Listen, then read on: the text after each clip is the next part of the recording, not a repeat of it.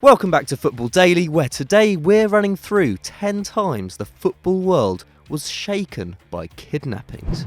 Carlos Tevez's dad. Kidnapping for ransom and big money corruption in general has unfortunately been a staple in the history of South American football, and one of the most recent cases directly affected former Man City and Juventus striker Carlos Tevez. While playing for the Old Lady in 2014, Tevez received some very concerning news right in the middle of his pre-season. The Argentinian maestro's father was kidnapped for 8 hours, with his captors demanding a £28,000 ransom. The bandits responsible had supposedly just meant to steal his car, and then changed their tune when they realised who they were dealing with. As we know, the Argentinian was often prone to finding excuses to fly home during his playing days in Europe, but this time he decided not to return following the news of his father's release. Robinho's mum. Next, we have another South American who for a time made Manchester his home. But before he had even set foot in Europe, a 20-year-old Robinho had to go through far more than most young footballers. In 2004, the forward was one of the hottest prospects in world football, and this attracted all sorts of negative attention.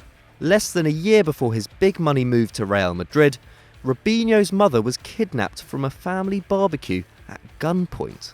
She was held for a full 6 weeks as the young forward was pulled out of the Santos team at a crucial stage in the season to spend time with his nearest and dearest.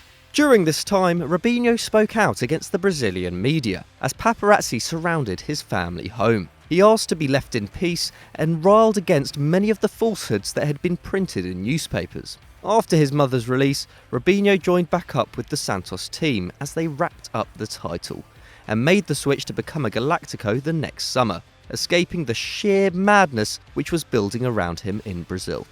Jordan Kokua. But one of the worst cases in our list, which also happens to be the most recent, actually happened in Europe.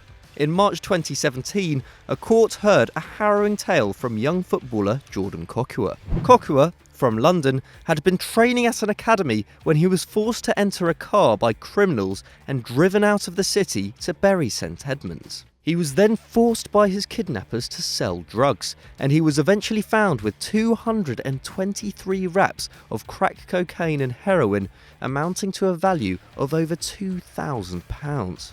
Just 19 at the time of the hearing, Kokua was given a 30-month detention in a young offenders institute.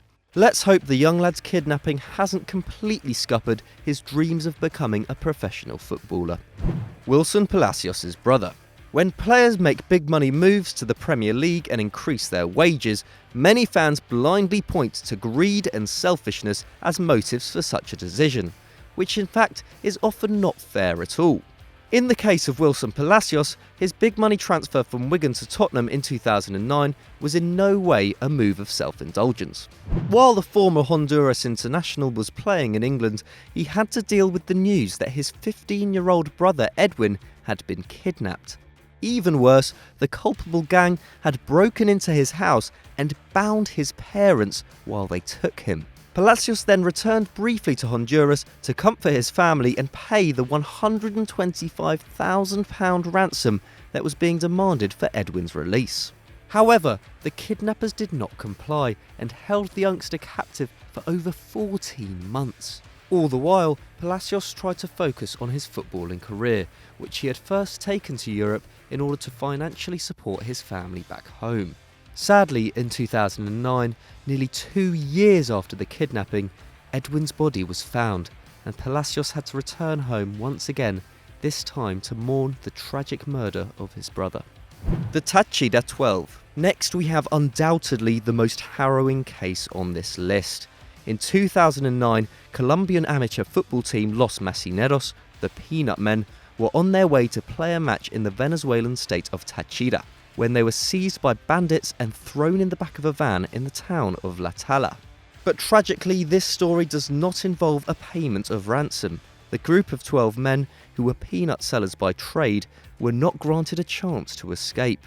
Instead, 11 of them were brutally murdered, and their bodies were later found scattered around various locations across the state. The sole survivor of the ordeal, Manuel Cortez, was just 19 years old, and escaped having been shot in the neck. He blamed Colombia's National Liberation Army for the attack. Alan Pulido. Thankfully, our next story has a slightly happier ending. In May 2016, Mexican striker Alan Pulido left a party with his girlfriend and was travelling back to his hometown of Ciudad Victoria, an area of the country notorious for organised crime. On the way, Pulido was pulled from his car and was then held captive by his kidnappers for over 24 hours. After being alerted to the incident by Pulido's girlfriend, Mexican authorities declared a manhunt, with some reports suggesting he had been captured by criminal syndicate Los Zetas. But there was no need. Less than 2 days after being taken hostage, Pulido masterminded his own escape, disarming one of his captors and breaking through the window of the safe house he was being held in before contacting the police. We think it's fair to say this is a shining example of striker's intuition. Kinney goes missing. Now we have a kidnapping which derailed a club's whole season. Enrique Castro Gonzalez, more commonly known as Kinney, was arguably the most prolific striker in Spain during the 1970s and early 80s. By the time he transferred to Barcelona in 1980, he had already won 3 Pichichi trophies in La Liga playing for Sporting Gijón, and he became even more lethal at the Nou Camp, earning the top scorers award again in both his first 2 years at the club. But in March 1981, just after scoring twice in Barca's 6-0 demolition of Hercules, Kinney was taken by gunmen from right outside his house and was held hostage for 25 days. During this time, the Blaugrana played 4 matches, of which they lost 3, as the team were technically and emotionally depleted by the talismanic striker's absence. On course for the title at the time of the kidnapping, Barca ended the season in 5th place. Higuita caught out. Former Colombia shot-stopper René Higuita is probably one of football's most divisive players ever, and most definitely lived up to the crazy goalkeeper stereotype during his playing days. In 1993, Higuita got caught up in all sorts of craziness away from the field, as he somehow found himself involved in the kidnapping of an 11-year-old girl. But no, don't worry, Higuita wasn't actually responsible for the kidnapping itself, but instead helped to secure her release. Acting as a go-between for infamous drug lord Pablo Escobar and Luis Carlos Molina, whose daughter was held captive, Higuita received a $50,000 reward for his services. But by profiting financially from the situation, Higuita had violated Colombian anti-kidnapping laws, and he spent 7 months in prison for his troubles. Upon hearing the charges, Higuita's attorney claimed the keeper was not aware of the law, as he only knows how to play football. Judging by the fact that Higuita was only willing to give a fraction of the money back when it was demanded by the government, we somehow doubt these claims.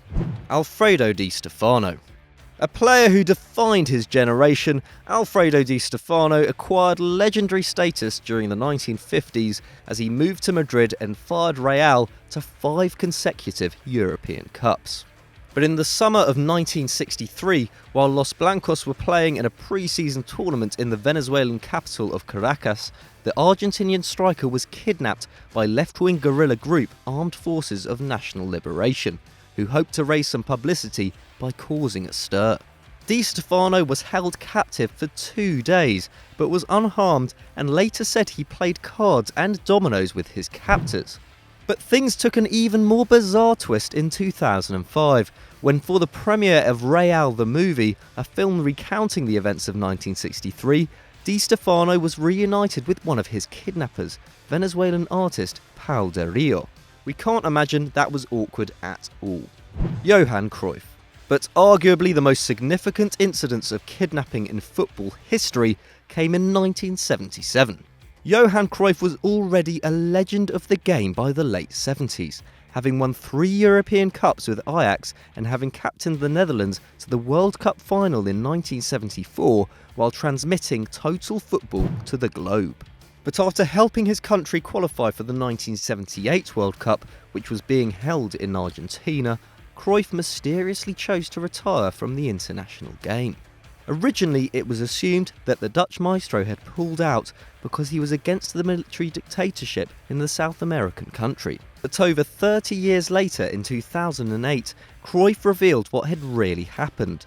His family had in fact been subject to a kidnap attempt, in which Cruyff and his wife were tied up and threatened with rifles. Following the attack, the footballer was assisted by bodyguards everywhere he went, and even had policemen sleeping in his house for 4 months. Cruyff subsequently decided that playing at the World Cup would be a step too far, and hung up his orange boots.